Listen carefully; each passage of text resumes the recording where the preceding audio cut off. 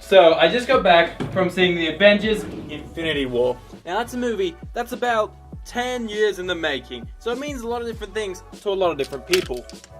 Now, it's definitely safe to say there's a lot of different things riding on this movie. It needs to be good. Now, I definitely would not consider myself a Marvel fanboy. In fact, a lot of people consider me to be a bit of a Marvel hater. In saying that, there's still quite a lot of Marvel movies that I do love, but there's quite a lot that I don't like. So, it's time to see if Avengers Infinity War is gonna live up to the hype. I went on with one of my friends to go to the local premiere, I guess, of Avengers Infinity War. So, without any further ado, let's get into the review. That intro was way too difficult to do. I mean, the amount of times my camera just fell over, I'm actually surprised that it's still working properly. Let's get this light on.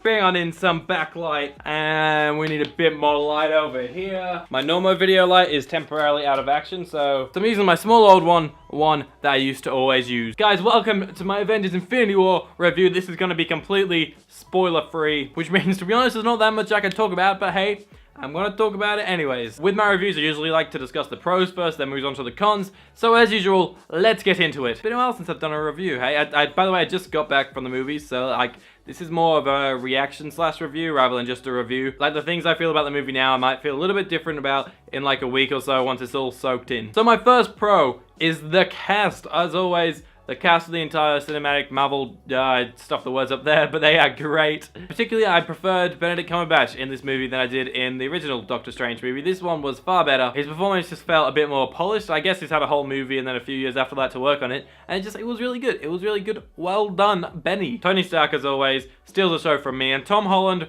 I think, is like a replacement Tony Stark at some point. Like when if there comes a time, this is not a spoiler for Infinity War, I'm gonna make this very vague. If there was potentially a time where Tony Stark was dead, not saying that that does happen in the movie, but I'm just saying if it happens at some point, I feel as though Spider-Man, Tom Holland, he would be like the replacement sort of character, you know, the fun guy, pretty cool. Yeah, I don't know. It's cool. So pretty much the entirety of the cast have really great performances, and it's just great to see them all there. Speaking of seeing them all there, the screen time of all the characters. How does that go down? Hey, we got like, I think I read somewhere there's like 66 main characters in this movie. Like, that is a lot of characters to get through. I think it was handled pretty damn well. There's a few characters in there that are there just because like their contract's there just to build up the crowd in the fight. But for the most part, all your mains get a lot of screen time. It follows the characters which you want to follow most of the time. So that for me was really well handled. And I mean, I can't finish up talking about characters and stuff without talking about Thanos. Thanos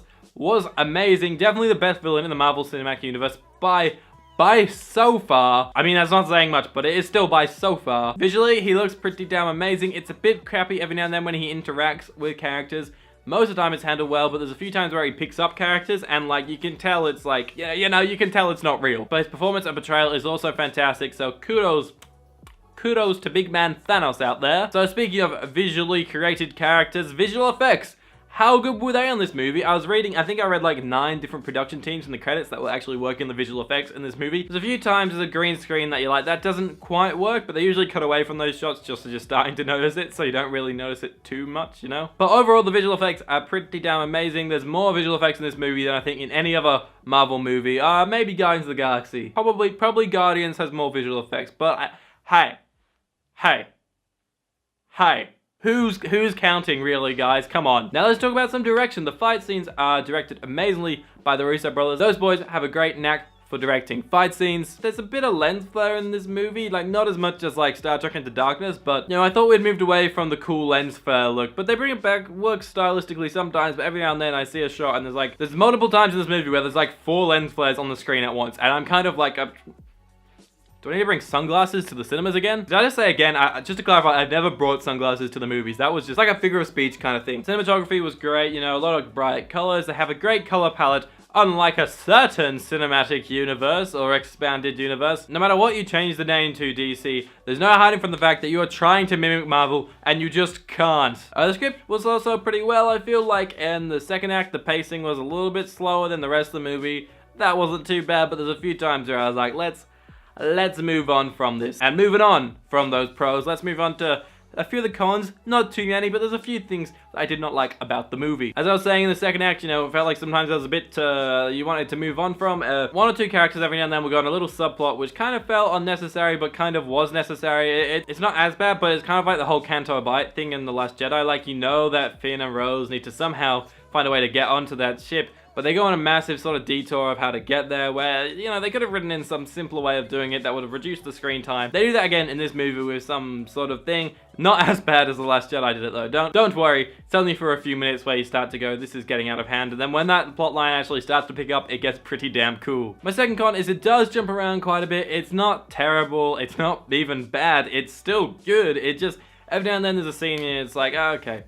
Oh, okay. Oh, okay. Some of my favorite characters were in like a lot of the start of the movie, then they disappeared for about 50 minutes, then came back for about 5 minutes, then disappeared for about 30 minutes, then came back for the final 15, 20 minutes. They could have, I think, jumped things around in a better way where it didn't feel as jumpy and where you actually got a good dosage of your characters whenever you felt like you needed them.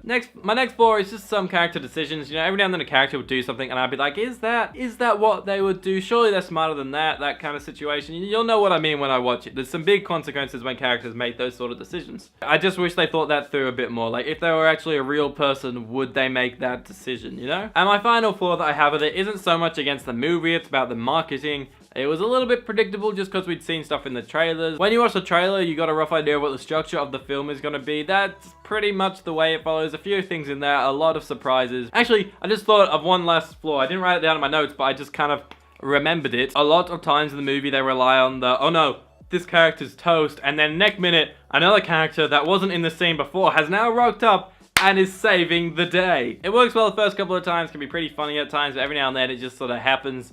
And it's like, oh, okay, this person's now saving this person. Oh, I guess the plot lines are intertwined in a really cool way. Like, yeah, woohoo. Look, no, that just didn't work for me. Like, I get there's a lot of fan service and stuff to be gained from that, but it wasn't my cup of tea. I really hate finishing my reviews talking about the cons, because I feel like the last thing that you're going to remember about this review is me shit-talking it. Realistically, these are a lot of small, nitpicky things. There's so much good out there in that movie. It is really good. Just a few things that I'm not so keen on. But definitely go check it out. Try not to have anything spoiled for you. I will say there is quite a few surprises in there. Some things are handled very, very well. A lot of things actually are handled very, very well. I'll give the review, let's say on my initial reaction, let's give it a, let's say like I want to say 8 out of 10, but I feel like it's a little bit higher. Maybe back it down to like a 7.5. Yeah, all right. 7.5 out of 10. Avengers Infinity War. What a great movie, guys. Seriously, go check it out as soon as you can. Avoid spoilers. Do your very best to do so. Thank you guys very, very much for watching this Greeny Productions video, and I'll see you in another video very, very soon. Goodbye.